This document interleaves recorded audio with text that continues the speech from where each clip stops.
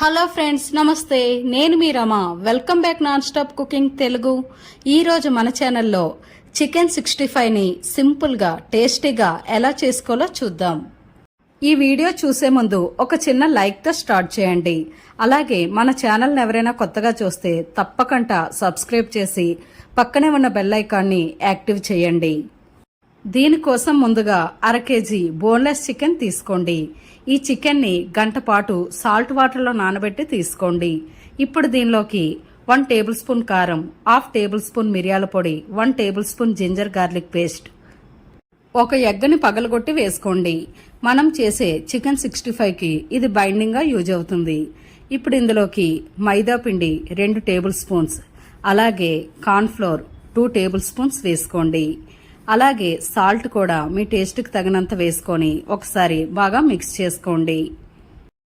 ఇలా ఈ మైదా, cornflour, salt, కారం మొత్తం అంతా చికెన్కి బాగా పట్టించండి. ఇక్కడ మనం చికెన్ని ఎటువంటి మ్యారినేషన్ చేయవసరం లేదు. వీటిని డైరెక్ట్గా డీప్ ఫ్రై చేసుకోవడమే. ఇప్పుడు వీటిని డీప్ ఫ్రై చేయడం కోసం డీప్ ఫ్రైకి సరిపడా ఆయిల్ వేసుకోండి.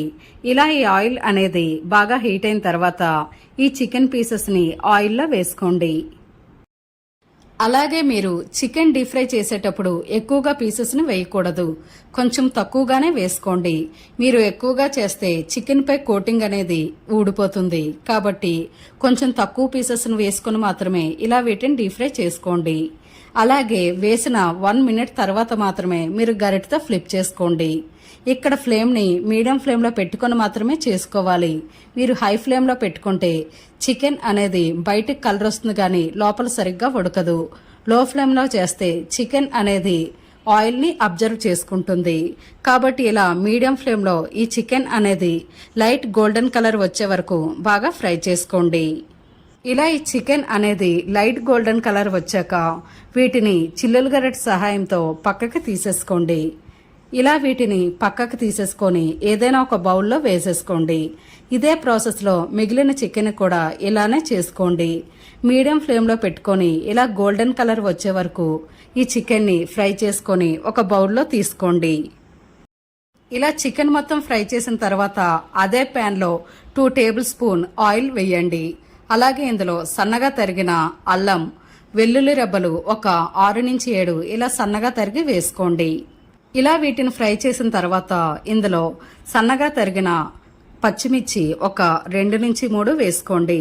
ఇది కూడా కొద్ది ఫ్రై అయ్యాక మీడియం సైజ్ ఆనియన్ ఒక 2 ఇలా పొడుగ్గా కట్ చేసి వేసుకోండి. ఇలా వీటిని కొంచెం బాగా ఫ్రై చేసుకోండి. ఇక్కడ మీరు ఫ్లేమ్ని హై ఫ్లేమ్లో పెట్టుకోండి. అలాగే ఇప్పుడు ఇందులో వాటర్ అనేది ఒక 1/2 కప్ వాటర్ని వేసుకోండి. ఇలా ఈ వాటర్ మరిగాక 1 tablespoon soya sauce, 1 tablespoon red chilli sauce, 1 tablespoon green chilli sauce, 1 tablespoon tomato sauce వేసుకోండి. అలాగే ఇందులో 1/2 టేబుల్ స్పూన్ మిరియాల పొడి, కారం 1/2 టేబుల్ స్పూన్, సాల్ట్ కొంచెం వేసుకోండి. మనం చికెన్లో సాల్ట్ వేసాం కాబట్టి ఇక్కడ సాల్ట్ని చూసుకొని వేసుకోండి. అలాగే చిటికెడు ఫుడ్ కలర్ యాడ్ చేసుకోండి. ఇది మీకు పూర్తిగా ఆప్షనల్. మీకు ఇష్టం లేకపోతే మీరు దీన్ని స్కిప్ చేయవచ్చు. ఇలా ఈ వాటర్ అనేది కొంచెం బాగా మరిగాక ఇప్పుడు ఇందులో మనం ముందుగా ఫ్రై చేసిన చికెన్ని యాడ్ చేసుకోండి. ఇలా చికెన్ వేసుకొని ఒకసారి బాగా మిక్స్ చేసుకోండి. ఇక్కడ మీరు ఫ్లేమ్ని హై ఫ్లేమ్లో పెట్టుకొని మాత్రమే ఉంచుకోవాలి.